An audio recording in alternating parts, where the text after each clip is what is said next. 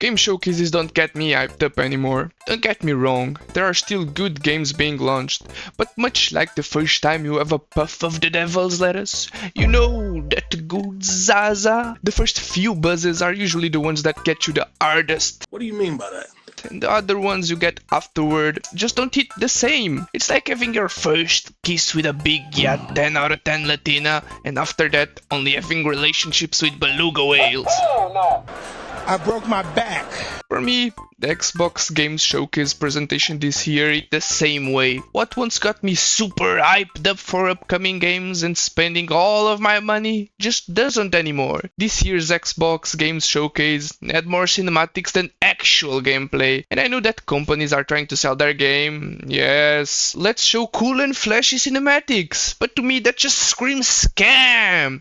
He can't keep getting away with it! He won't. The amount of over-promising and under-delivering in the games industry is just so overwhelming that I'd rather watch actual gameplay than to see a bunch of cinematic trailers. If I want to see cinematics, I go to the movies. I want to see some games. Watch Dogs, both 1 and 2, One Man's Life, Fallout 76, Cyberpunk, all of the COD titles after COD Ghosts. And I still like COD Ghosts only because of nostalgia. All Battlefields after Battlefield 1. It's like AAA titles release more bad games than good ones nowadays.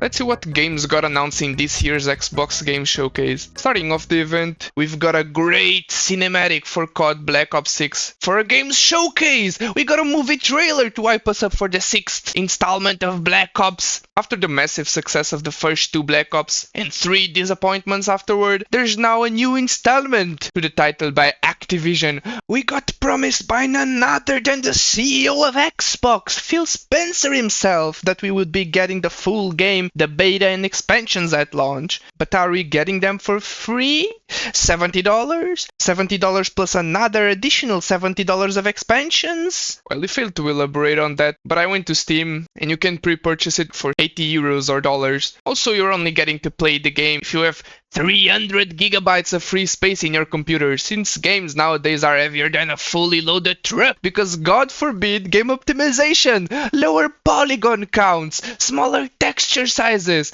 and optimized code.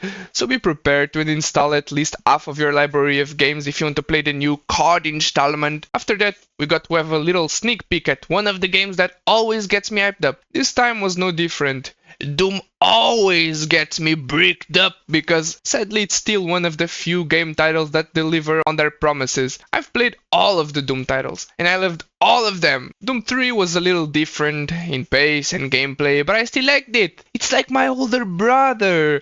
I know that he's a little special and different, but I still love him the same way. Anyway, the Doom titles are always great to play, and when you see differences between the trailers and gameplay, they are strikingly similar, almost as if id Software doesn't cut down on production costs to have massive flashy movie trailer to boost up hype and sales. Also one of the few titles that add mostly actual gameplay footage in a games showcase. Well, the gameplay looks awesome as always, with the super metal new weapons that you'd only see in a Doom title. What new weapons should we add next? What about an automatic shotgun that's actually a bone grinder and crushes demons' skull and shoots their fragments? Oh, great idea! I mean, if you're a normie like me, then you'll probably like all of the new additions with new demons to slay, new weapons, a dragon, and you get to play as a big mecha that was teased in Doom Eternal. But if you are an OG Doom 1993 player, I get that you'd be probably a little bit mad because there's a buttload of new stuff that's not canon. Why would they add a dragon?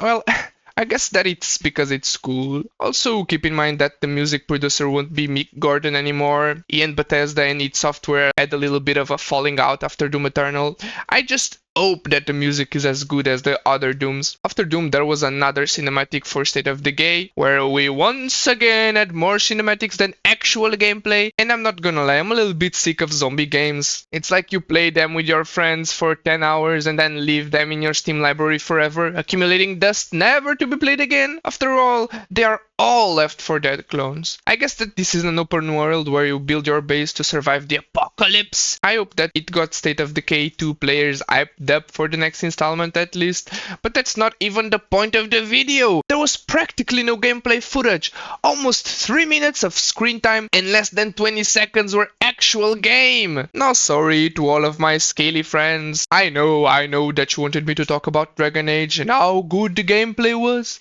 but that shit didn't even have gameplay in it, so I won't even bother. What's this? The movies industry now? This is what makes me sad and why I think games showcases aren't cool anymore. They aren't even about showing gameplay anymore.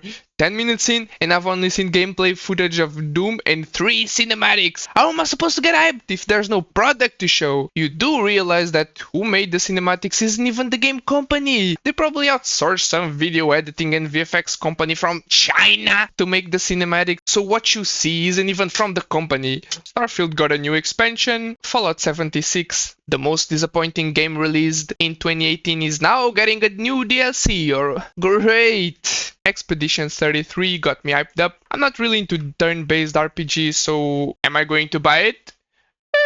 Probably not.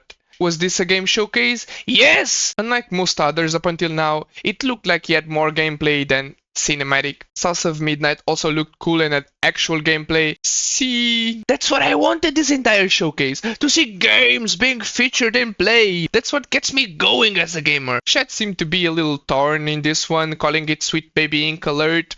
Hey, I get where they're coming from. At least they aren't ruining an already established title. They are creating a new one so they can put a chick in it and make it gay. And I don't have problems with that. The art direction looks cool. It showed gameplay footage. It's a new title, so it is not ruining something already established. So it's a win in my book. And I honestly look forward to see more of this game. While cinematics also looked awesome, just keep in mind that this was only a cinematic. The game looks 0% like that. Bruh.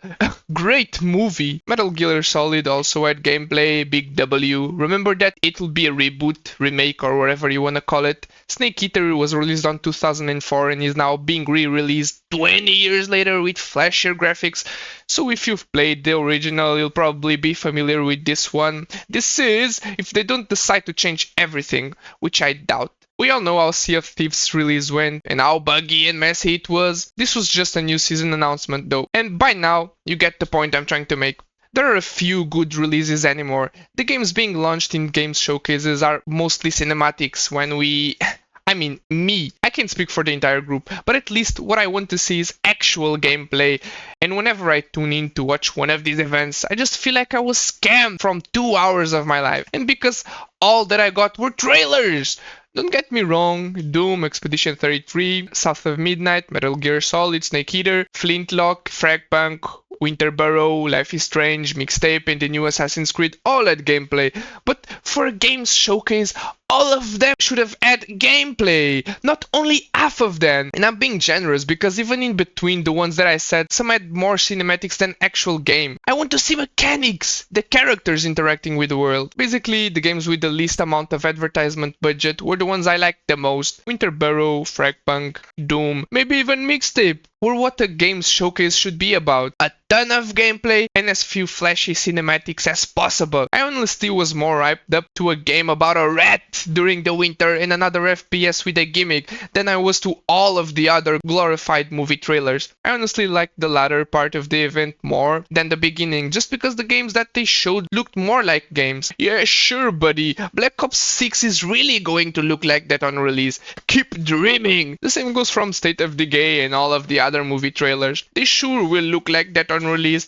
Totally not a scam. If we've learned anything from past video game releases, the flashier their trailers look, the worse they end up being at launch. For some reason, however, companies keep making these trailers to hype up the gamers, and it's for a reason. If it keeps selling games, it's because it works. So at the end of the day, it's also our fault, the gamers, for all of these companies' malpractices. As long as we keep falling into these traps and keep talking with our wallets and keep buying these half-assed video games, all of these big AAA companies will keep spending all of their budgets on trailers and not the actual games they are trying to develop. At the end of the day, a games showcase should be just that. No dumb and flashy trailers, no explosions, plain and simple gameplay. Words have a meaning for a reason. The only thing that a cinematic displays is how good the editing, animation, and VFX teams of some random Chinese company are.